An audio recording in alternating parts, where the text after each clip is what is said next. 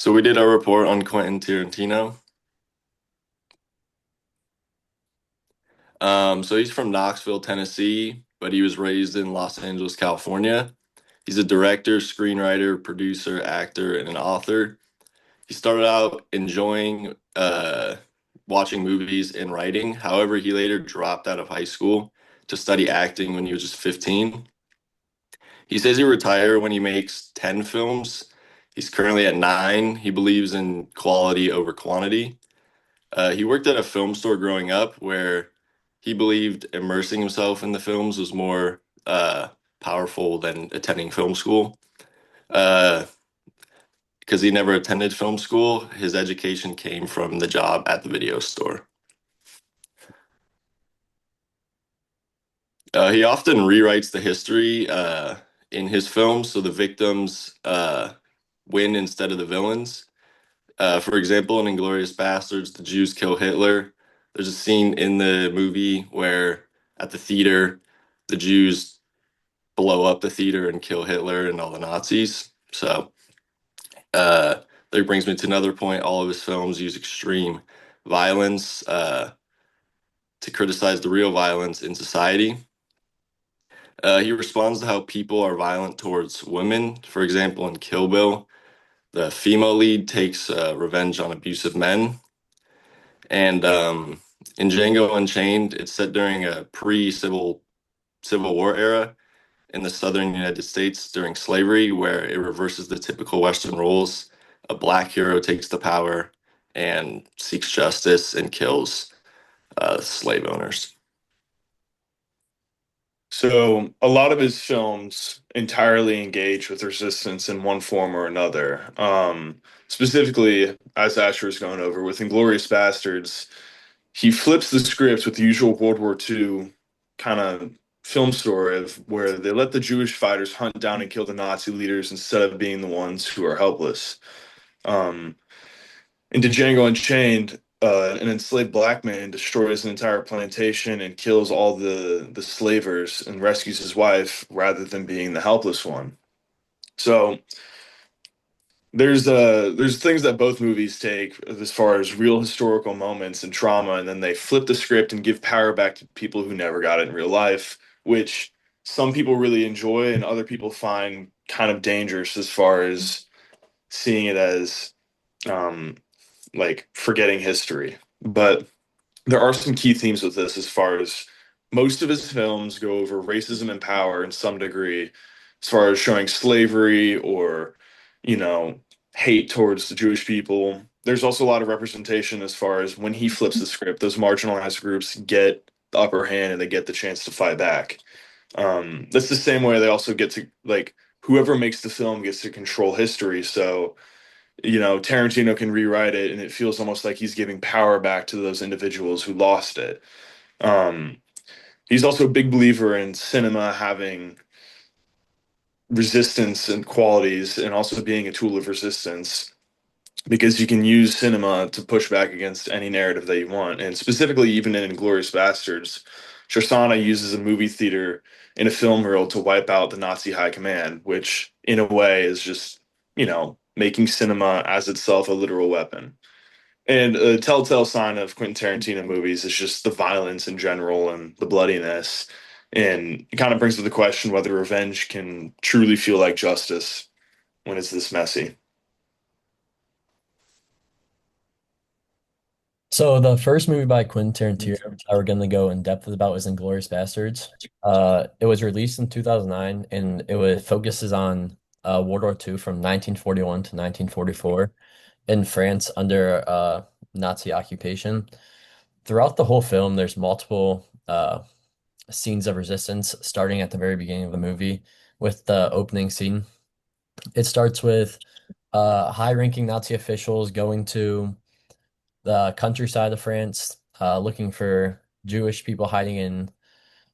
They come to a house, and the homeowner consistently does not give up the Jewish family. He lies to the high-ranking Nazi officials for a while. Eventually, uh, he starts threatening him, and he gives him up. But the hiding of the Jewish family was a direct act of resistance against the Nazis. Further, the the very next scene when we're introduced to the bastards, is a symbol of resistance. I mean, they are a group of 8 to 12 men who dislike the Jews because of their Jewish heritage or their past. Their main goal is to just eliminate as many Jews as possible with the most, or not Jews, Nazis as possible with the most brutal and cruel ways as they can. Then lastly, like Asher and Harry said before, uh, a Jewish woman, she lives in Paris and she hides in plain sight using the movie theater. Uh, Eventually, she has a screening and she invites all the high-ranking Nazi officials to her movie theater. Once they're there, she lights it on fire, killing everyone in the movie theater. And then, lastly, the connection to La Metro. Like I said before, in Inglourious Bastards, uh, the Jewish woman was using the movie theater to kind of hide in plain sight, and with the movie theater, taking an end to the Nazi regime, it kind of was a symbol of resistance. And in La Metro, Steiner hid in the basement, and it was a symbol of resistance as well in La Metro. I'm an idiot, my bad.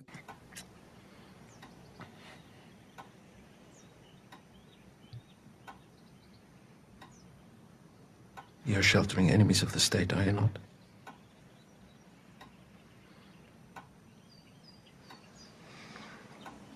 Yes. You're sheltering them underneath your floorboards, aren't you? Yes. Point out to me the areas where they're hiding.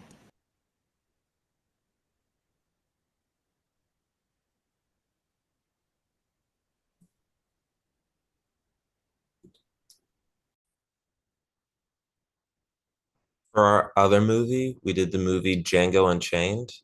Django Unchained was released in 2012. It was set 2 years before the American Civil War in a time where racism was still a very large part of the everyday world. The movie starts with Django being freed from slavery with the deal that he would help find the Brittle brothers as a bounty for a man named Dr. Schultz. This bounty goes so well, Schultz offers a partnership and also helps Django open up about his goal to save his wife, who currently lives on a plantation run by Calvin Candy called Candyland. They infiltrate Candyland and see all the terrible racist acts, terrible abuse of power, and overall many systemic issues. Eventually, Candy discovers the truth and forces them to buy his wife back. Originally, Schultz agrees, but ends up killing Candy when Candy tries forcing him to shake his hand as part of the deal. This leads to a shootout where Schultz and many others die. Ultimately, Django kills all the slavers, blows up Candyland, and rescues his wife. There are many examples of resistance throughout the movie. One example is actually Django killing the Brittle brothers in the beginning. This was resistance against his past treatment and for separating him against his wife, and overall just a great moment in the movie that symbolized Django fighting back against the system.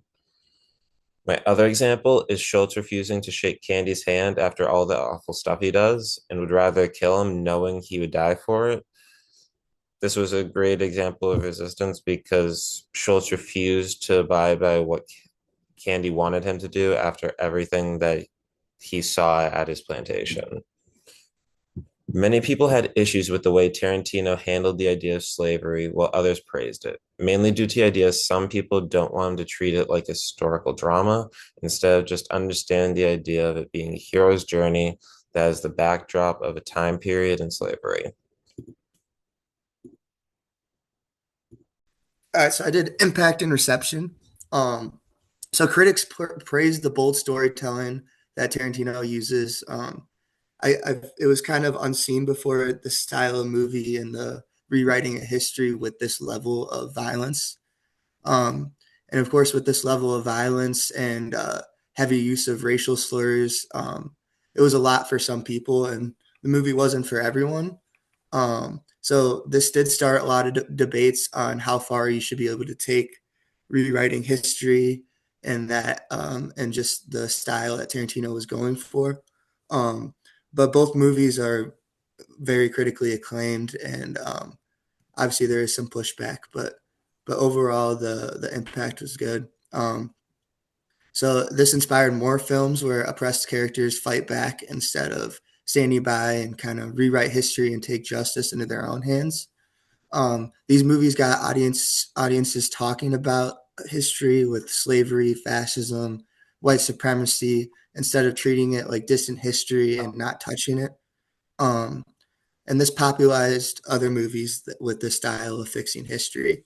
Um, and the cultural significance of this was it showed entertainment can confront real power systems and real issues in history. Um, it rewrites the roles that usually go to the marginalized groups and gives them agency. And it hits viewers emotionally and challenges you to think about what people went through in history and the historical trauma that you're witnessing. Reflection and relevance. So why we chose this subject? We chose these films because we felt they direct connectly to the idea of resistance against oppressive political systems. With all the things we've gone over with the French Resistance, we feel these movies fit right in. And what I mean by that is both movies show what it looks like when everyday people refuse to accept violent regimes, when they choose to stand up to oppressive government, oppressive evil. And Tarantino's approach exaggerates rebellion on purpose, um, in many ways, with like the cinema burning down and or the blowing up the cinema. It just shows that rebellion and resistance can come in many forms, and it really makes us think about that. Um, how this inspires my understanding of activism shows resistance isn't only about traditional warfare. Art, film, and media can become powerful tools that undermine oppressive ideologies. Um, when we see the marginalized groups gain agency, it reflects modern movements where people fight back to be heard, not just seen. And overall, it reminds me that pushing back against injustice requires courage, imagination, and willingness to rewrite the story, which is what revolution and resistance are built on. That's all we have, and here are our citations. And thank you for watching.